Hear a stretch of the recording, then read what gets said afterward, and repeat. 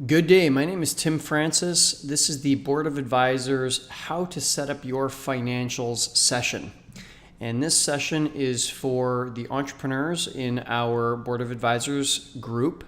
It's also for their accountant and their bookkeeper. So if you are the accountant or the bookkeeper, I welcome you to this session as well. I'm going to speak as if all three of you are watching this session. Now, the notice I need to give is that I'm not an accountant or a lawyer, and so please seek final advice from appropriate professionals. If you are the professional accountant, then you've got yourself and your brothers and sisters in practice to refer to. For the entrepreneur, you've got your accountant and your lawyers to refer to as well, and anybody else that you think would be appropriate. So first off, I just need to speak to the accountants and bookkeepers here. I got to say, you guys are so underappreciated. I could not imagine being in a business where clients kind of wanted to avoid you.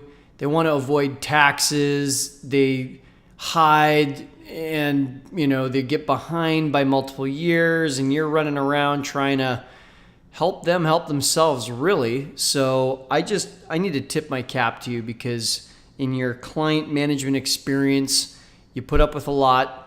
And the craziest thing of all is accounting is probably the most powerful skill set in business. It is the language of business. I don't know how someone could write a novel or navigate life if they couldn't speak English while in an English-speaking country. It is so tough. And for entrepreneurs to think that they're going to have any significant amount of success without accounting is craziness. So I just, massive respect to you guys for what you do. And I am squarely in your corner and in your profession's corner for the great work that you do. Now, I'm also here to say that I am not here to replace you. In fact, I'm here to be a bridge to help level up your client's knowledge so that your client is a better client for you. We want your client, who's also my client, to be more engaged with their accounting and with their financials and with the tax situation and just overall the numbers of their business. And I also want them to be hiring you for more meaningful hours, not just for more hours generally, but some more meaningful hours. I know that when the accountants I've worked with, either the accountants for my business or those of my clients, once they kind of get the rhythm that I'm going for and get the angle that I see things from, they oftentimes get super excited because they get to talk shop with someone who gets it, who understands them. I'm not an accountant, so I don't fully understand you and your reality, but we can sure have a fascinating conversation. And my goal is to help level up your client, the entrepreneur's skill set, mindset, leadership of the situation, so that they can be a great teammate to you as well. So this is me. My name is Tim Francis. I own 2 companies. I'm a regular Forbes contributor. I'm a leader of the program that your client is in called Board of Advisors.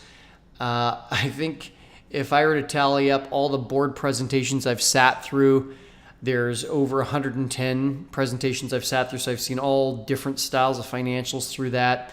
There's always more to learn, obviously, and always more curveballs around the next bend, but I've seen quite a few.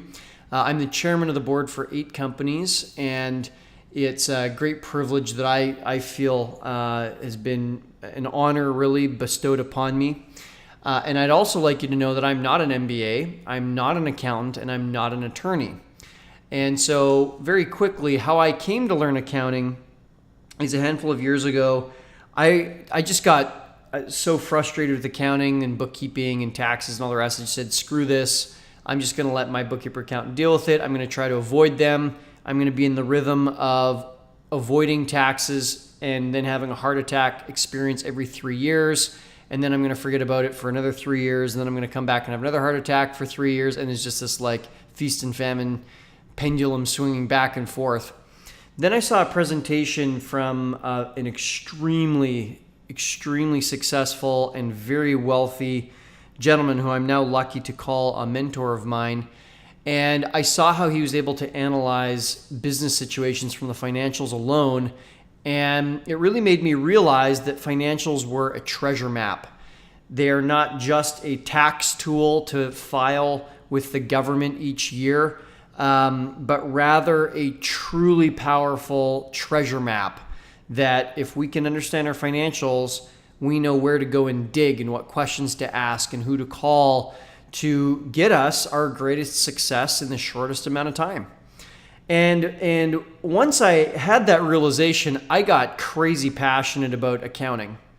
And not so much tax accounting. And I hope I never have expertise in tax accounting, because that tax code sure is a beast size book. And I own a Canadian corporation and U.S. entities.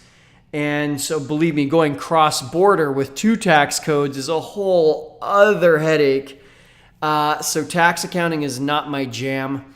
That is your jam, and I'm going to assume that you're pretty darn good at it. What I realized, though, was, at the time, the accountant that I had, I was asking him so many questions, and he was patient for a little while, and no kidding, one day he said to me, "Tim, I think you just need to go study accounting at university. Go take night classes for a semester or whatever, and then come back with your questions, because this is just, it's too much."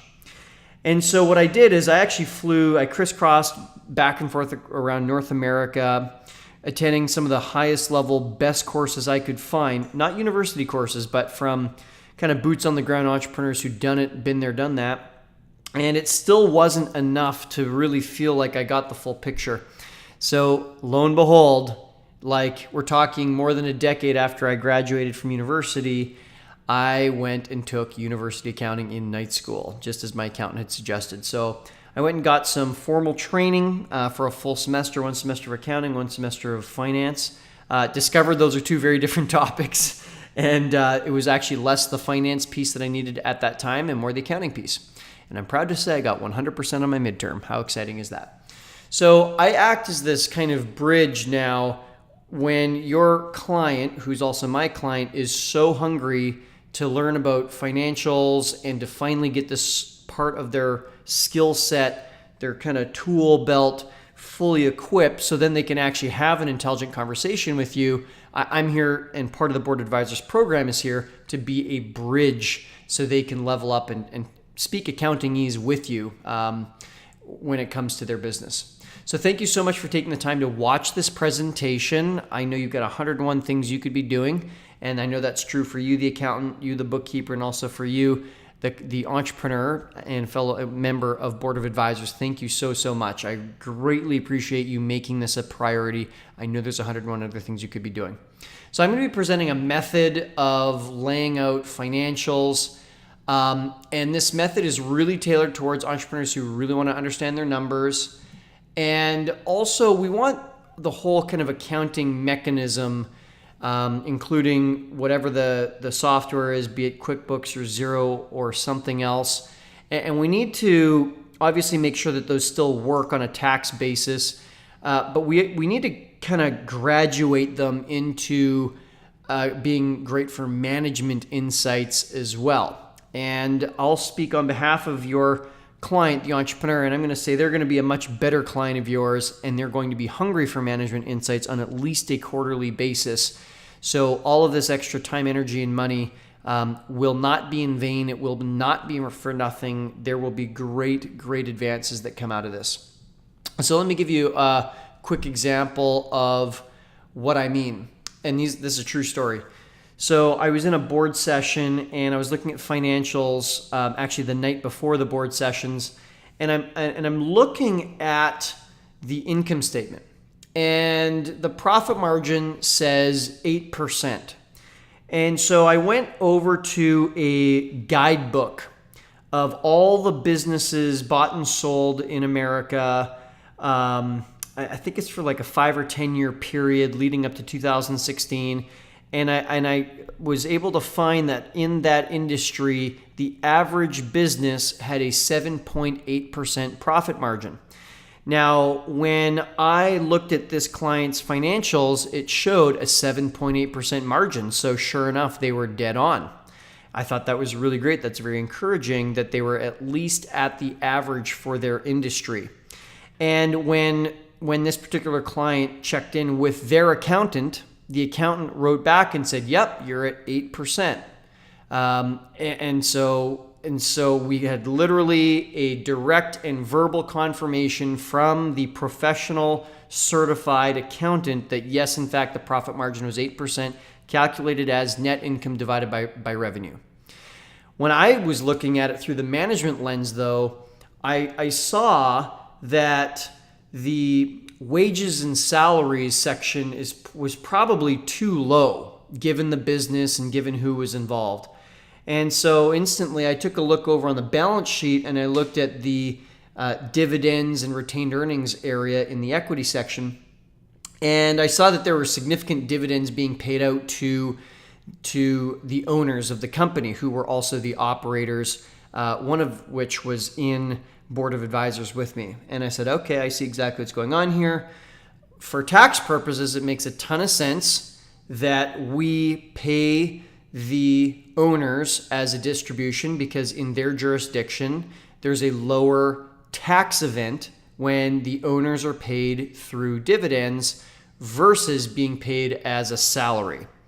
And obviously that's more so on their personal taxes. The tax impact is far lesser. So from a tax perspective, this made a ton of sense.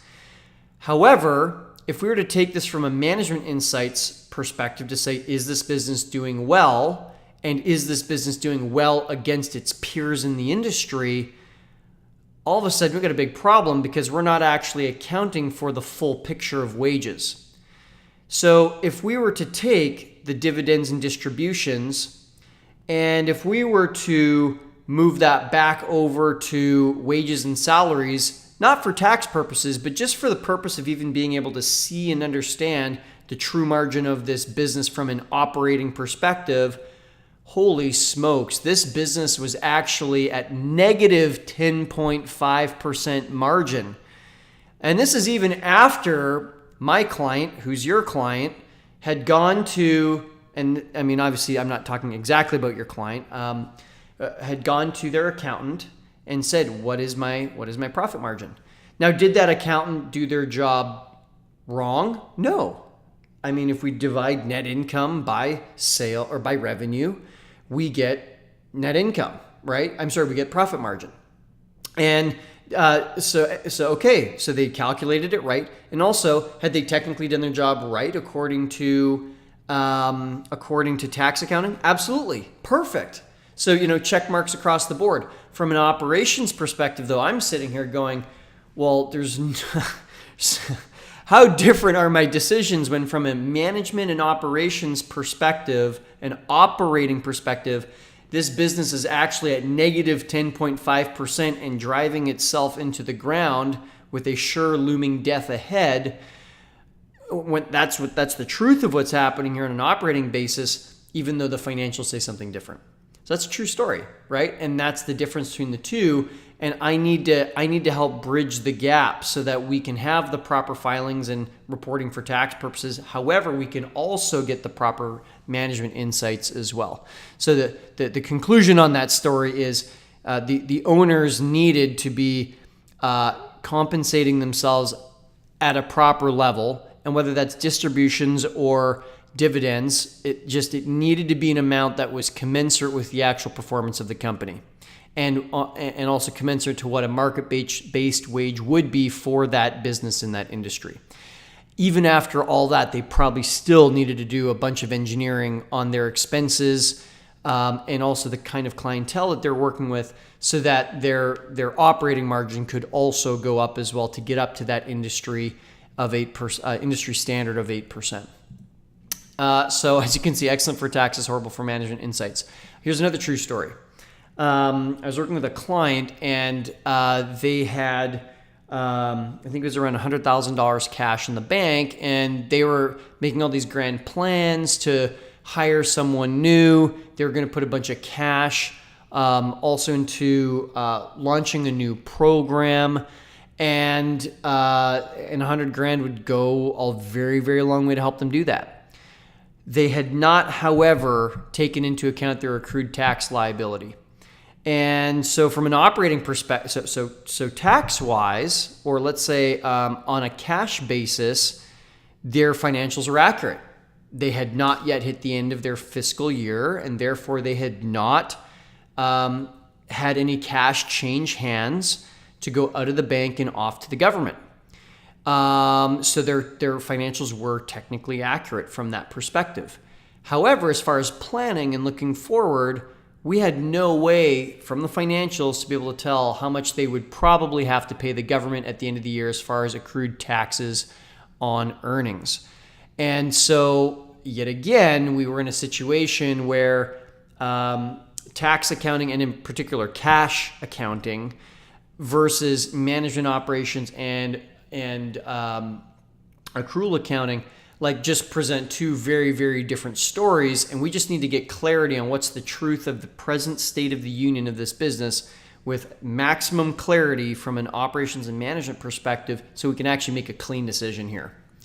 So you're going to see that in the method I'm going to lay out here, it is a bit different.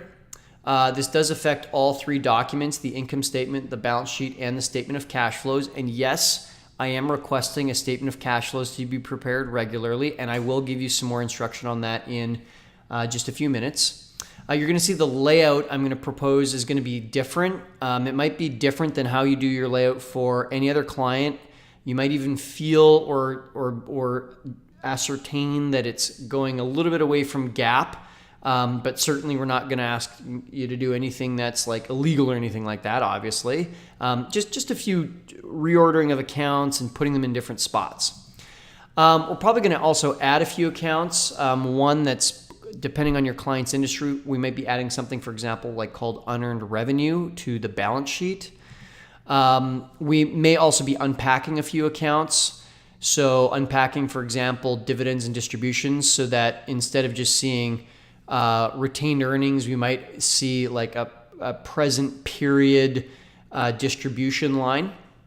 And then also we might go from just one line for revenue and unpack that into a few different revenue lines if the client does in fact have different major product lines or service lines. We'll get more to that in a moment. We're probably also going to pack up, so not unpack, but pack up others. So there might be certain expense categories we are going to collapse into being fewer groups. And I've actually seen, it's less common to see this, but I've seen income statements before where there was like 25 items as different income categories, not expense categories, but income categories. We got to get it down into a manageable number so we can kind of work with the data in a manageable kind of way. Now, I understand that probably I'm going to make a number of requests and recommendations here, and or suggestions, I should say, that are different. But I think you're going to see how it really makes a ton of sense. Obviously, we don't want to abandon the necessary data for tax purposes. I think we can stay within that realm, though, and just add some more management and operating clarity. Now, obviously, only go as far as you feel is right by your client. Obviously, who we're talking about here is a client of mine, but they're also a client of yours. And so go only as far as you feel is right by your client. We're really, you and I, we're on the same team here looking to just help your client get ahead, better plan their cash, make clearer, cleaner decisions that are good for them, their family, and everyone that they touch, including their clients, their customers, their teammates, everyone. Okay, so my first suggestion is that we switch to accrual. My belief is that cash accounting is fine in the beginning of a business. It's easier to understand. Obviously, the entrepreneur can just look at their bank account and see cash coming and going. They can look at their financials and they can see cash coming and going. There's no need to bend the brain around receivables and payables and the timing of when expenses are recorded, particularly with goods versus services. And it's less expensive to operate because there's just less bookkeeping and accounting horsepower that's required to go into it, and there's less entrepreneur horsepower to go into it as well. Now, the thing is as the business grows, cash accounting can and does again and again and again create massive headaches which can lead to big time mistakes, including some very expensive, stupid tax, if you know what I mean. So for example, I mentioned the story of the entrepreneur with their accrued tax liability. And I got to say, like 10 out of 10 clients I work with, by that I mean 100% of all clients I work with, have little to no idea what their true accrued tax liability is. And this just gets more and more terrifying as their fiscal year goes on. Another true story, and I'm sure you've seen this story many times in your own clientele, is they get to the end of the year, they think that they're in one spot, and then voila, you've got a $100,000 tax bill, or even if it's just a $20,000 tax bill. In a small business, that is a very unwelcome bit of news. And so I want my client, who's your client, to have clarity throughout the year as to how much accrued tax liability they've picked up throughout the year so they can plan their cash accordingly throughout the year. Another true story, an entrepreneur had a big launch.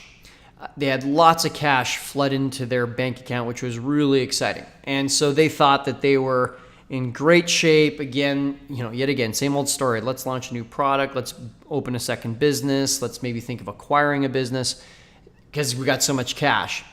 What they hadn't taken into account was exactly how much they had to pay to all of their referral partners or affiliates just 60 days later. So they had this big launch. They knew they had some money that they had to put out the door, but they didn't have their finger on the pulse of just how much money. And so it led to some very shaky decisions that they had to scramble to cover up later. Another true story. So many true stories. So owner compensation. This client was on cash accounting, and it always looked like December was a horrible month. And as I was looking at their financials, I said, geez, you guys, whatever it is you're doing in December or the month or two leading up to it, like we'd be better off to just possibly can those marketing campaigns or can those promotions or can those products or services, whatever it is. I mean, that's what maybe not you, but an outsider might think looking at the financials. As I dug into it more and more, I realized actually December is a pretty darn good month. In fact, we should be doubling down on whatever it is that we've been doing in December. The only reason it looked bad in the financials is because a lot of cash is going out the door to adjust for owner compensation and distributions at the end of the year, right? And that's what made the margin look absolutely horrible. But the thing is from an operating perspective, actually it was one of their best months. So we need to be able to look at the financials and just like that, be able to tell what's good, what's bad, and not have to sit and scratch and claw and put things under the microscope and unpack and ask 50 questions just to figure out what's going on. Accrual accounting gives us so much more clarity around that. A fourth true story. I was working with an Amazon business, and we're taking a look at their last 12 months. And when they were on cash accounting, it looked like the client had just a horrible month. And as I was looking at it, I had suspicions that this was a cash versus accrual situation. And sure enough, actually it's a pretty good month. It just happened to be the month when he bought inventory. And so that's why a lot of cash went out the door, and that's why his margin looked so horrible when he was on cash basis. By putting him on an accrual basis, suddenly everything became so much clearer as to what was really going on. So accrual just gives us so much more clarity into the cause and effect. Certainly, accrual accounting requires your client, the entrepreneur, to level up their abilities in understanding what accrual accounting really is. I mean, believe me, it was a mind bend for me when I had to figure out when expenses actually got recorded in accrual accounting. Oh my goodness. Yeah. So, but here's the good news for you is because your client, who's my client, is in Board of Advisors, we're actually doing a training session exactly on this exact topic. So now your client will learn from me and show up on your doorstep with adequate training to understand the difference between cash and accrual accounting. And now you can have a fantastic and very educated conversation with them on kind of like a pro level, which is very exciting for me and for them, and I'm sure for you as well.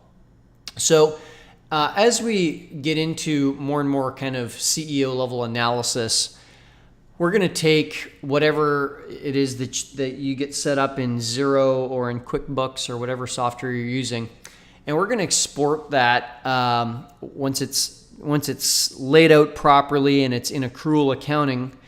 We can take advantage of some just fantastic analysis tools to uncover significant strengths, opportunities, weaknesses, and threats. So we'll export it into a spreadsheet, and we're going to get that spreadsheet into a template that I've created for analysis, which I'll show you in just a moment. And that spreadsheet's also going to give us the opportunity to do a trend analysis. It's almost impossible to know if a number is good or bad if we don't have a trend. It's even better if we've also got a benchmark, like I mentioned earlier with the client that we found out that their industry average was 7.8% margin, net profit margin. And you know, that benchmark is great. Sometimes that's a bit more of an intermediate to an advanced skill. So in the very beginning here with your client, who's my client, we're gonna focus on trend analysis as being the next analysis tool. Is 5% margin good or bad? I mean, my knee-jerk reaction is, unless it's a manufacturing company, it's probably a pretty weak margin. But guess what? If the trend is that they were at negative 15% last period, whether that's a month or a quarter or even a year, plus 5 looks pretty darn good when they can turn around their margin by 20% in 1 year. It makes me believe that the owners/managers of the company, if they went from negative 15 last year to 5 this year, maybe they could get it to 15 positive, maybe 20 positive in the coming year, maybe. That's not obvious though, unless we have the numbers from the past period and to help us see what the trend is. And the template that I'm offering today will help with that. Furthermore, another great analysis tool is common sizing. I'm sure you already know what that is. When we common size an income statement, that's when we take all of the categories and divide them by the total revenue. So then it becomes easier to compare periods against each other. Also, common sizing a balance sheet against total assets can also be a super handy tool, so we can look at ratios from one period to the next. Okay, so let's take a look at this analysis spreadsheet. I'm going to just step back out of this presentation and we are going to take a look at the spreadsheet. Okay, there we go. So this is the analysis spreadsheet, and your client, who's my client, has been given this spreadsheet, so they do have access to it in Google Drive. And once all of everything is set up in Xero or in QuickBooks, then we want to export to a spreadsheet, and some of the softwares these days will actually export directly to Google Sheets.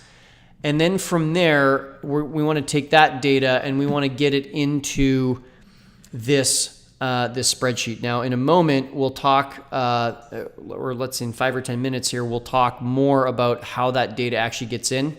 I think that the client's assistant can actually be the person to take care of that, so that you, the accountant or bookkeeper, if it's just not in your bandwidth or it's not within the scope of work you've agreed to with your client, then the work can still get done.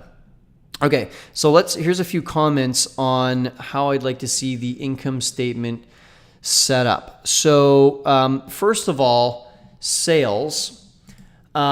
I would like to see this, if there's 2 or 3 major lines, then let's break that into sales dash product line 1, sales dash product line 2. That's pretty common if we've got a business like an Amazon business, for example, where they may be selling multiple different products.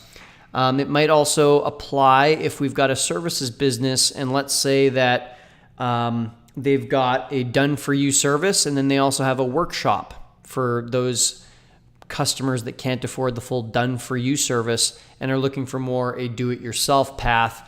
Perhaps there's like some workshops, maybe it's online workshops, maybe it's in-person workshops, and it's kind of like it's just a very different product or service that's being delivered that has its own direct costs, which are separate and distinct from the direct costs of the done-for-you service, as an example.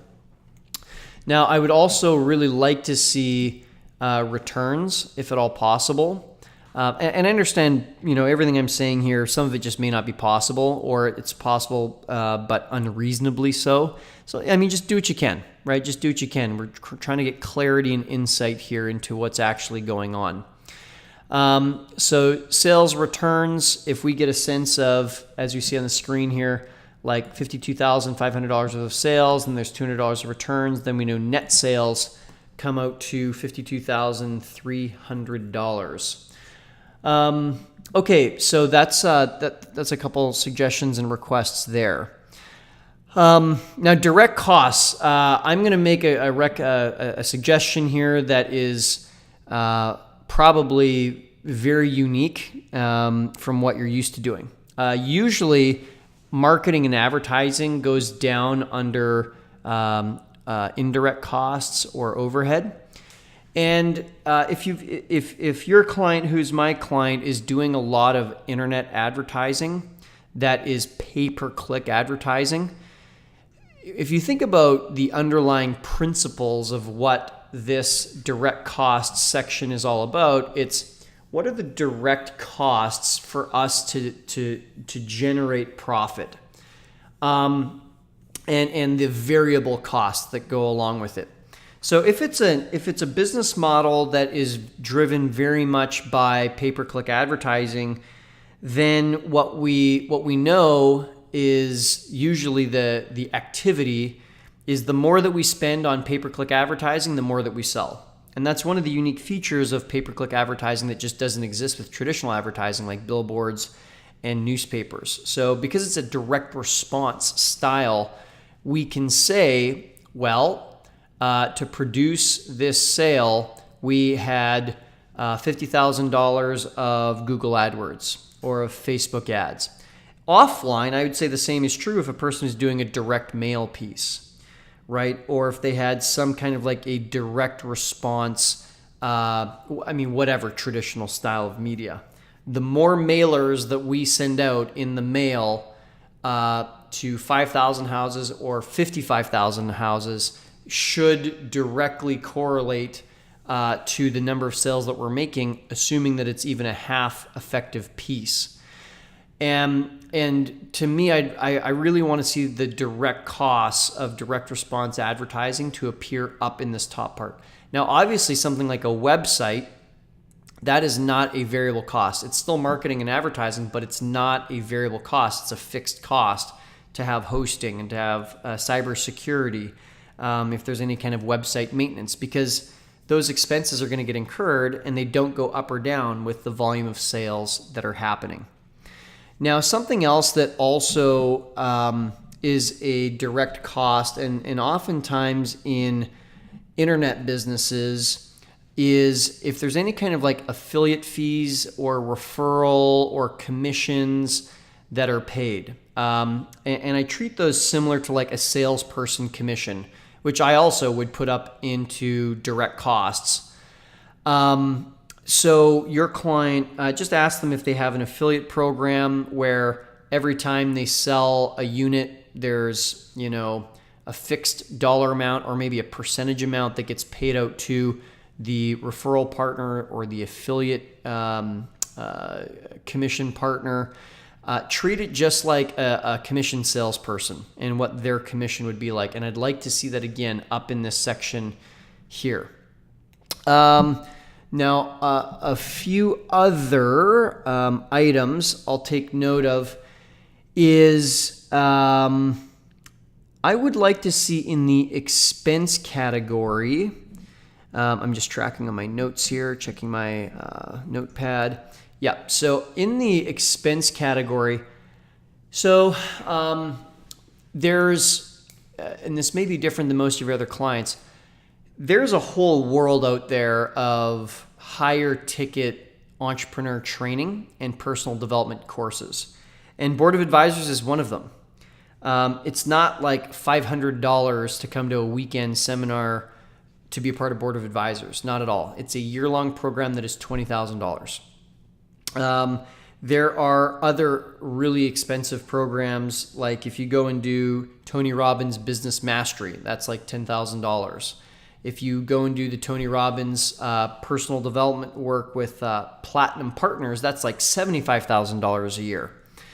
And those programs and masterminds and VIP days with certain consultants, board of advisors like I offer, those all can be super powerful for the entrepreneur on their journey.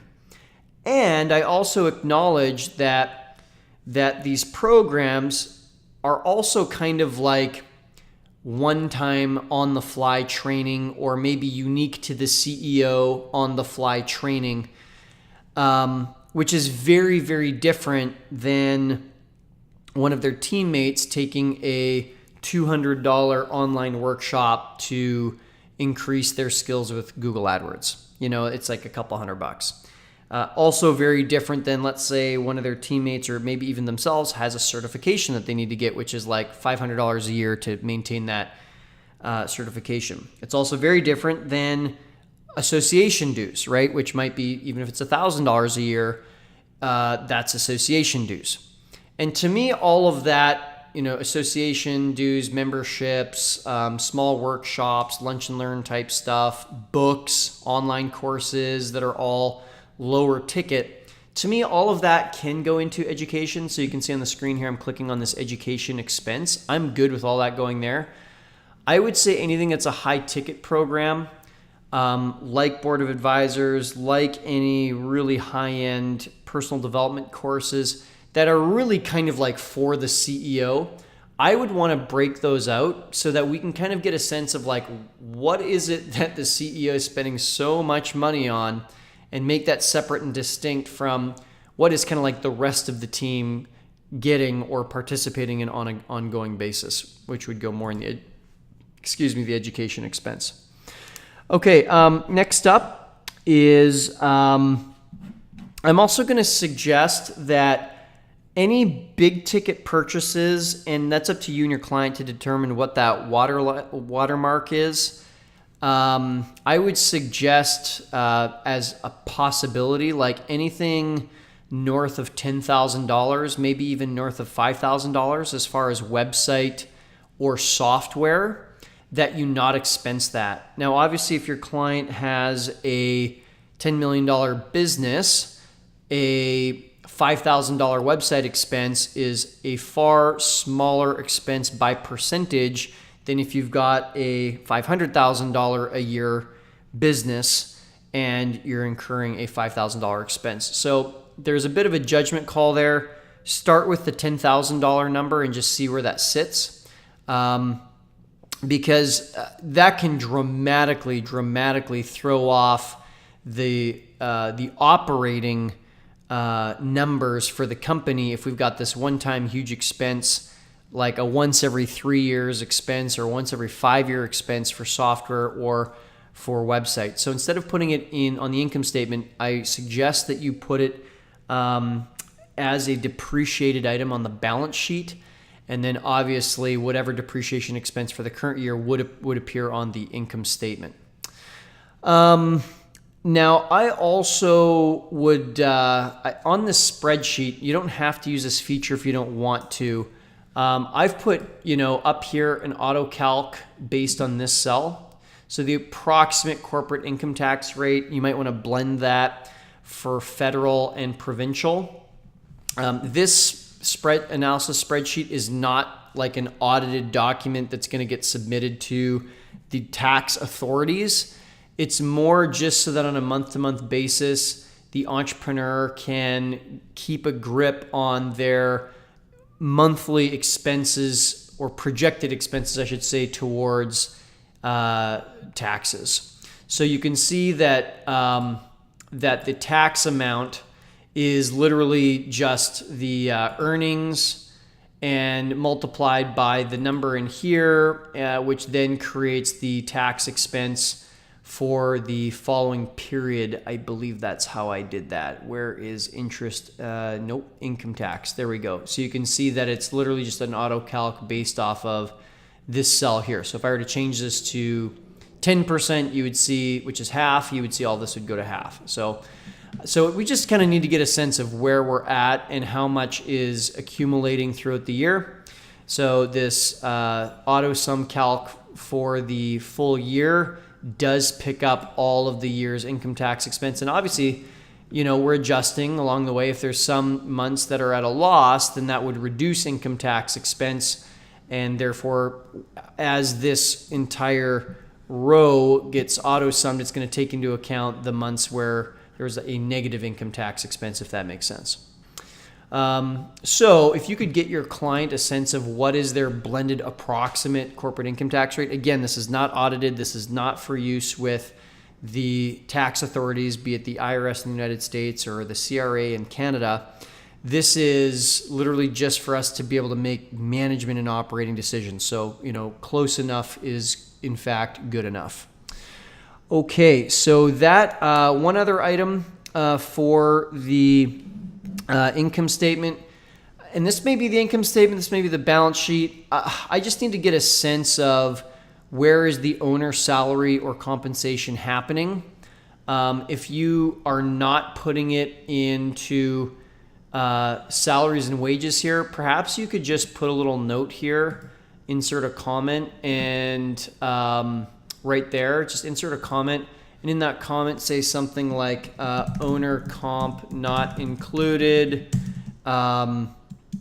market-based wage for their position is whatever, $125,000 a year, or maybe it's $85,000 if it's a smaller business. Whatever it is, just help me so that I can understand how to kind of assess the profitability of the company.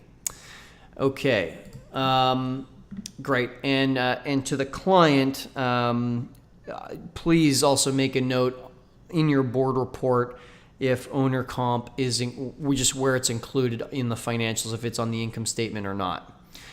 Okay, great. So that's the income statement. Let's now bounce over to the balance sheet. On the balance sheet, I would really appreciate if in Xero or QuickBooks, and then ultimately the export, and then ultimately in the balance sheet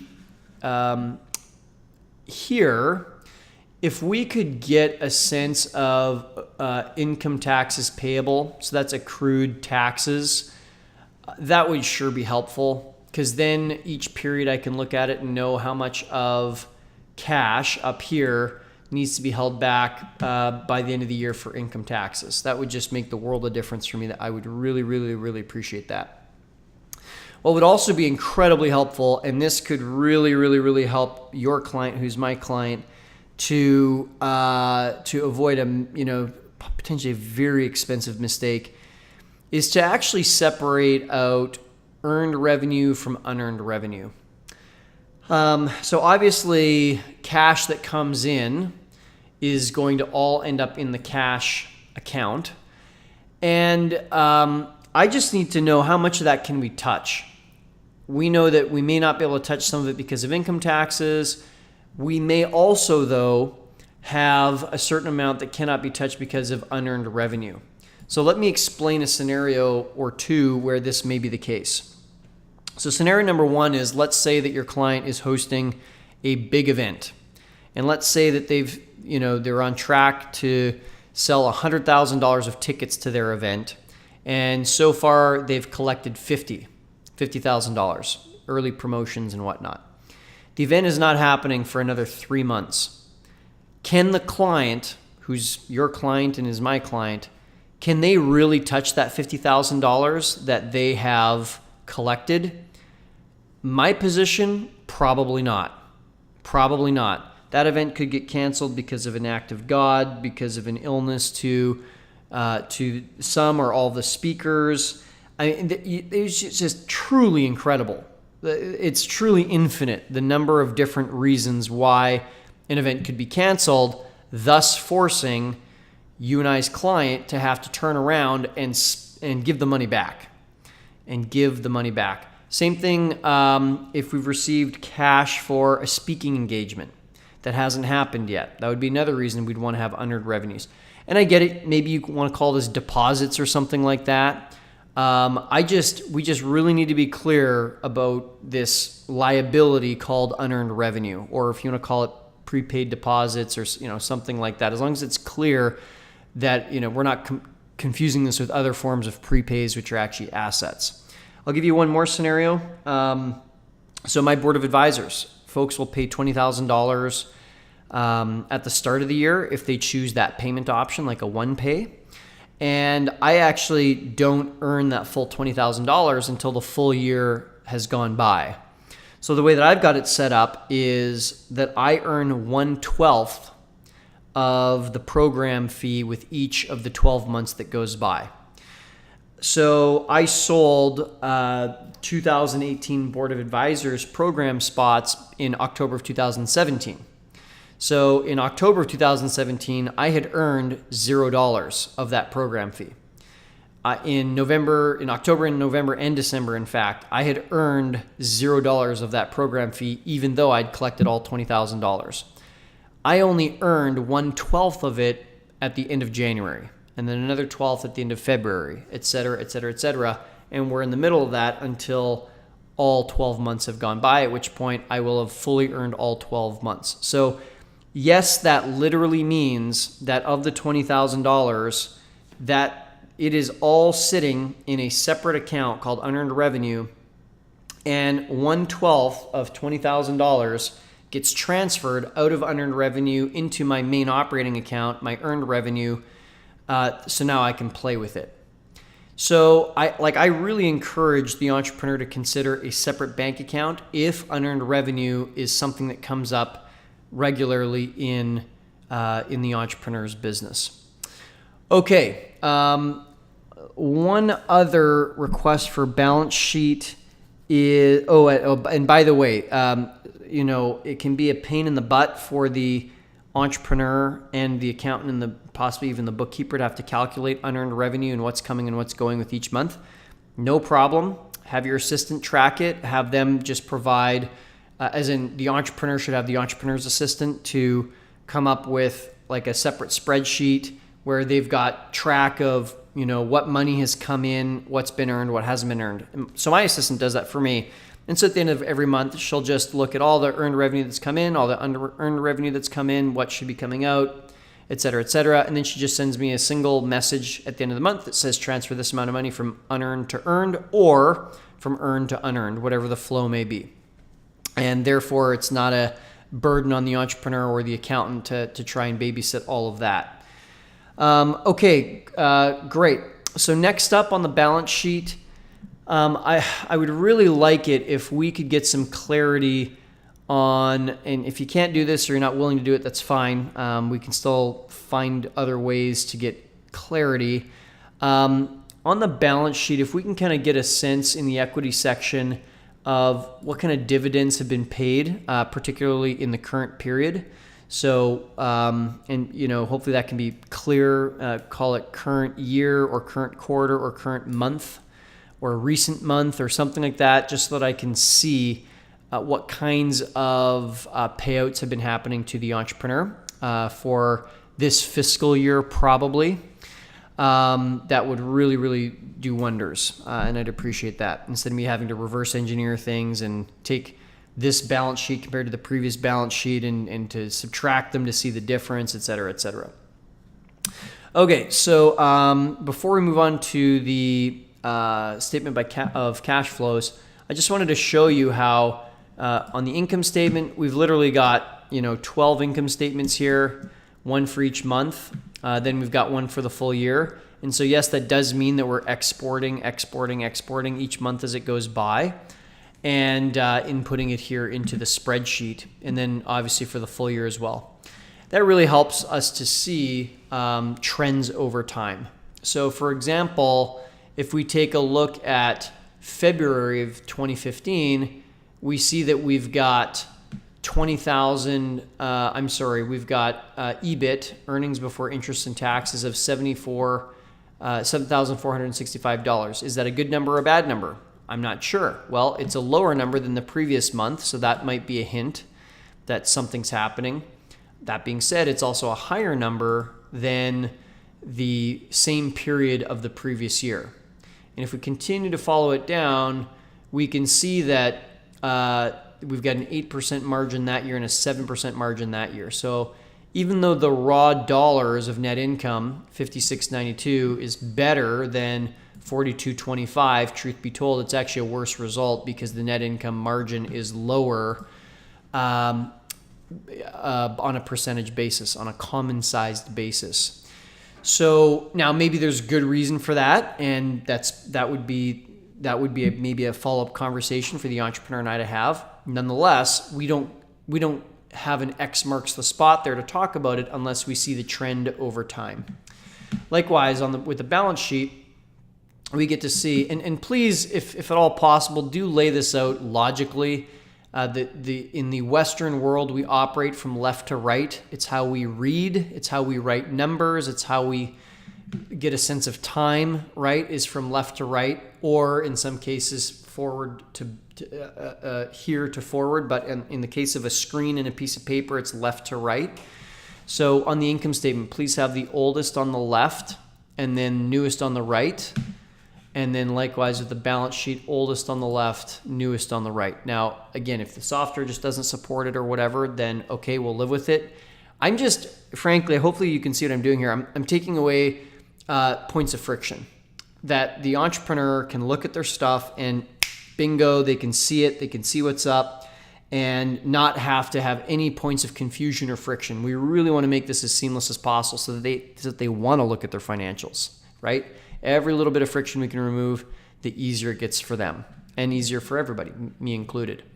So now we can see that in this company, because we're doing side-by-side analysis, we can see overall equity here is $1,700 in January of 2014, and we see January of 2015, total equity is 308. What a jump. 1,700 to 308 right there, I believe. And then from there, from 308, where do we get to? We get to total equity of 1.18 million. So this company is seriously sizzling. Goodness gracious. Now, we would know that if we didn't have the trend analysis to take a look at. Now, from there, is that equity, is it all just accounts receivable or is it actually cash? Again, now we can actually look, oh, goodness gracious, it's only $10,000 of cash. Holy smokes. So do they need to go and do more marketing or do they just need to get better at collecting? Because holy smokes, $100,000 of that is accounts receivable. We better get busy on collecting on that money, wouldn't you say? Okay, so great. So let's take a look now at the cash flow statement or the statement of cash flows, depending on how you want to say that. And what I'm looking for here, the indirect method is perfectly fine. It absolutely gets us close enough. So obviously we're taking, for operations, we're going to take our net income. We're going to adjust for all the different factors like accounts receivable, accounts payable, depreciation, amortization, inventory, any of the cash and non-cash, all the non-cash transactions that would affect that so that we can get clarity on cash flow from operations. A reminder, cash flow from investing activities, if in fact we have a bigger ticket purchase of software or a website, something like that, we'll depreciate that and that'll come over into ICF. So cash flow from investing activities, ICF. And then certainly just a reminder, which I'm sure you already know, that if there's dividends coming out of the company, that shows up in FCF or cash flow from financing activities. Okay, so that is what I'm looking for. Then from there, we'll continue to build out these spreadsheets. We'll take the entire income statement, make it common size. So instead of it showing dollars, it'll show percentages. Same thing with the balance sheet. And on we go. Down the road, your client will continue to customize a spreadsheet for themselves so that they can have a summary of just like the key data that they need to see. So maybe it's sales, net income, maybe something like wages as a percentage of sales to see if they're overstaffed or understaffed, which actually speaks to this next tab, which is key ratios. Key ratios like wages as a percentage of sales can be a really big deal, especially in a service company. Perhaps another key ratio, if it's a product company, is inventory to cash ratio. I know something I look at in my company regularly is liquidity, and like sometimes ultra short-term liquidity. So not just a year, but like 30 days. And I've got my own ways of doing that. So this part here, income statement, balance sheet, statement of cash flows, then the common sizing, that's all pretty stock in the clients that I use. Like it's the same starting point for everybody. And then the key ratios is something that gets customized over time, and it necessarily gets customized to each individual client because they care about different things, being in different businesses and different industries and different sizes of business within different sizes of industries and whatnot.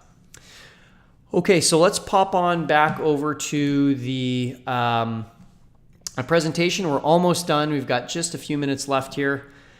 So ultimately the goals of what we're going for is I would like to see, even if it's just rough financials, not audited, not ready for submission to the tax authorities, just rough financials so we can have enough clarity to make clear management decisions, and for that to be produced at least quarterly and ideally monthly. Now, maybe your client doesn't have it in their budget to have that much accounting and bookkeeping work done on a regular basis. If someone is in board of advisors, there's a very good chance that they make enough money that monthly actually could be an option. So just talk to your client about that. Again, this does not need to be 100% accurate when we're making decisions kind of throughout the year. Obviously, you'll want it to be accurate to full tax standards when it comes to actually submitting for taxes. So once these rough financials are produced, we want to export those out of the accounting software. Again, whether that's Xero or QuickBooks. My preference is Xero. I find it more user-friendly. Then we want to import that ultimately into the analysis spreadsheet. That's probably 2 steps. One is, well, I guess 3 in total. One to export from accounting software. Step 2 is to import into Google Sheets to get all the data in. And then step 3 is to modify that data so that it fits into the accounting template that I've created. Now it's up for debate who does that work, the export, import, and fit and finish into the analysis template. My suggestion is either the bookkeeper or maybe even the assistant. So the entrepreneur's assistant can help tremendously with the work and the flow of data going from the business to the bookkeeper. And yes, that can be physical receipts, that can be digital receipts. It's also rounding up the online statements every month. So I know that my assistant will go in, she'll pull all the bank statements for checking and savings accounts, for credit cards, for any lending instruments that we have, like a line of credit or a credit card. Also home expenses, my assistant will round all of those statements up as well and submit all of that to the bookkeeper. So I literally don't touch any of that. Now, to the entrepreneur who's listening to this, yes, that means that it's going to take a little bit of time for you to perhaps set up a few things. So originally, my online banking, I just had a standard online banking account that didn't allow me to give controlled permissions to anybody else. And so I had to set up a higher level of banking with my institution that then allowed me to give my assistant access to only certain accounts that I deem to be important. So like only to my business accounts, not my personal accounts. And then secondly, also that she could only do certain activities like pull a report, because I just wasn't at a place where I felt comfortable with her like transferring money. Although in the future I could turn that permission on for her if she wanted. Now, a second area where you, the entrepreneur, are going to have to do some work to put your accountant in the driver's seat here to round up statements is probably to use a tool like LastPass to get access to like your to put all your login credentials for all your different home utilities and whatnot, and then share that LastPass information with your assistant so they can go in and pull those statements for you. Obviously, if you don't feel comfortable with that, or if there's some kind of confidential information that your assistant should not be seeing, then don't do it. Obviously, you need to stay within the rules and within the law.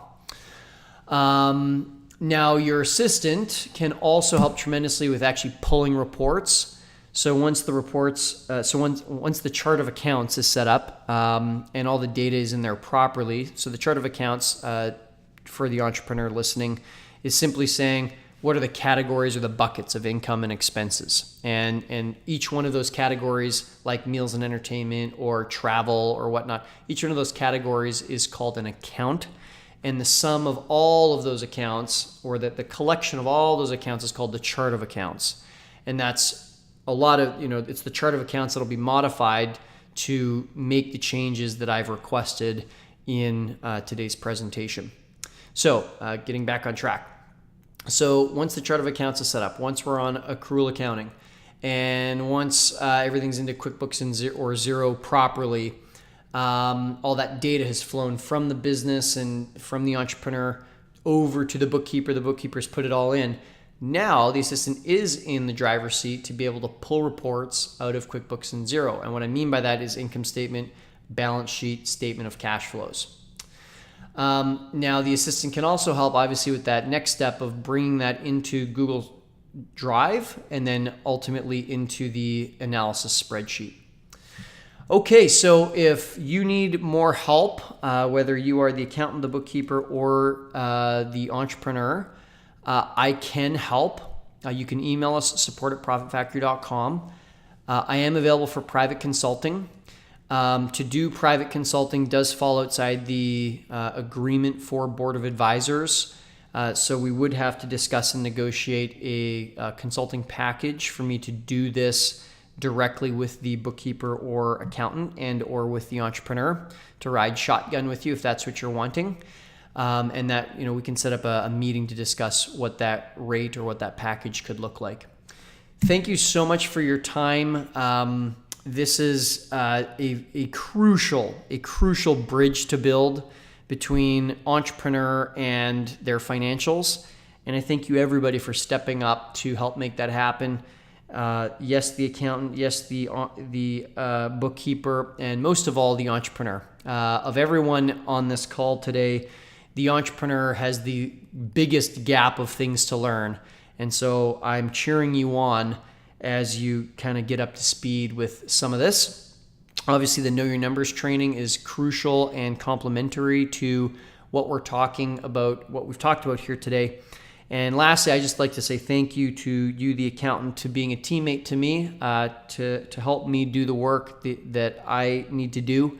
I am so honored to be a part of the success story of this entrepreneur, and I'm honored to be alongside you as a trusted service provider to this entrepreneur. So thank you to the accountants, thank you to the bookkeepers, and thank you to the entrepreneur listening as well. This is Tim Francis. And if there's anything else that you need, as I said, you can email support@profitfactory.com.